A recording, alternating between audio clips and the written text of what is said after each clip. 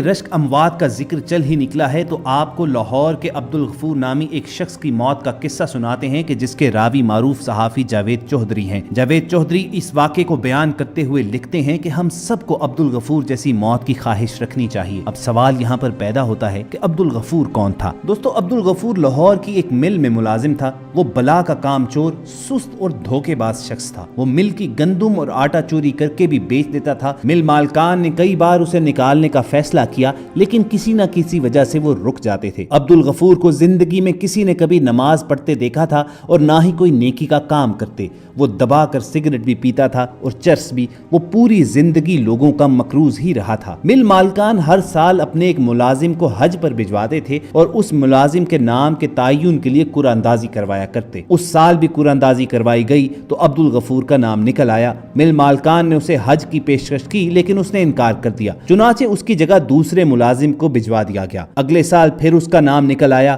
عبدالغفور نے اس سال بھی انکار کر دیا۔ مل مالکان نے دوبارہ قرعہ اندازی کی، دوسری بار بھی اس کا نام آ گیا۔ پھر اس کے بعد تیسری قرعہ اندازی کی گئی تو پھر عبدالغفور کا نام آ گیا۔ تجربے کے طور پر مرتبان میں چوتھی مرتبہ عبدالغفور کا نام ہی نہ ڈالا گیا اور اس کی جگہ خالی پرچی ڈال دی گئی۔ چوتھی مرتبہ پرچی نکالی تو وہ خالی نکلی۔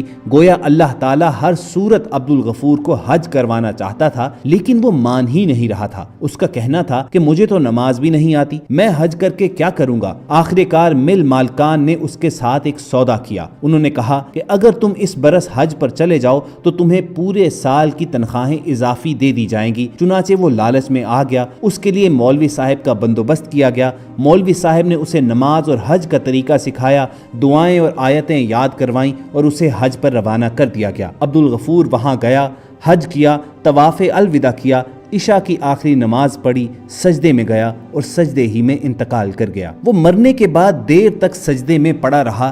ساتھیوں میں سے کسی نے ہلایا تو معلوم ہوا کہ عبدالغفور تو انتقال کر چکا ہے۔ اب خواتین و حضرات، یہاں پر اللہ کے فیصلے دیکھیے۔ اسی رات حرم شریف میں نمازوں کی امامت کروانے والے ایک امام کا انتقال بھی ہو گیا۔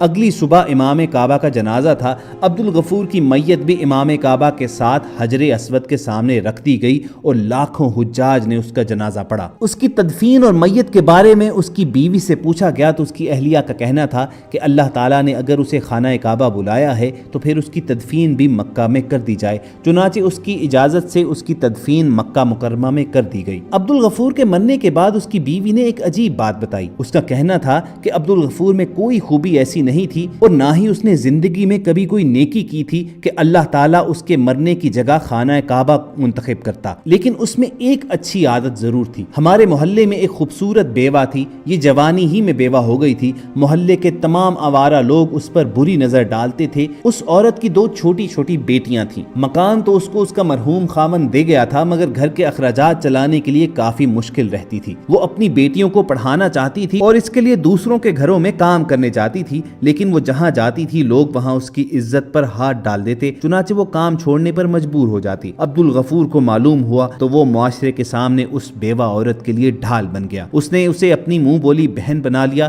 اور اسے گھر بٹھایا۔ اس کی دونوں بیٹیوں کو اسکول داخل کروا دیا۔ وہ لوگوں سے قرض لے کر اور مالکان کی فیکٹری سے چیزیں چوری کر کے ان بچیوں کو تعلیم دلاتا تھا اور ہفتے 10 دن بعد اپنی منہ بولی بہن کے گھر راشن بھی دے کر آتا تھا۔ وہ بیوہ عورت وہ سامان اٹھاتی اور ہمیشہ اسے دعا دیتی کہ جا میرے بھائی، اللہ تعالیٰ تمہارا خاتمہ ایمان پر کرے۔ عبدالغفور کی بیوی کا کہنا ہے کہ پہلے پہل ہمیں یہ دعا عجیب لگتی تھی لیکن ہم چپ رہتے تھے۔ مل مالکان نے جب اسے پچھلے سال حج پر بھجوانے کی کوشش کی تو اس نے یہ سوچ کر انکار کر دیا کہ وہ اگر سعودی عرب چلا گیا تو اس کی بہن خود کو بے آسرا محسوس کرے گی۔ وہ اس برس بھی نہیں جانا چاہتا تھا، لیکن جب مل مالکان نے اسے پورے سال کی اضافی تنخواہ دے دی تو عبدالغفور نے وہ ساری رقم اپنی بہن کو دی۔ وہ حج پر چلا گیا اور عبدالغفور ایمان کی عظیم حالت ہی میں اللہ تعالیٰ کے پاس چلا گیا۔ خواتین و حضرات، ہم میں سے ہر کوئی اپنے دنیاوی مشاغل میں مصروف رہ کر زندگی گزار ڈالتا ہے، لیکن کوشش کرنی چاہیے کہ ہماری زندگی میں اور ہمارے نامہ اعمال میں کوئی نہ کوئی ایک نیکی ایسی ضرور موجود ہو، اور ہر دم اللہ تعالیٰ سے دعا کرنی چاہیے کہ ہمارا خاتمہ بالایمان ہو۔ انہی دعائیہ فکرات پر وائس ڈیلی کی آج کی ویڈیو کا اختتام بھی کریں گے۔ اگر آپ کو یہ ویڈیو اچھی لگی ہو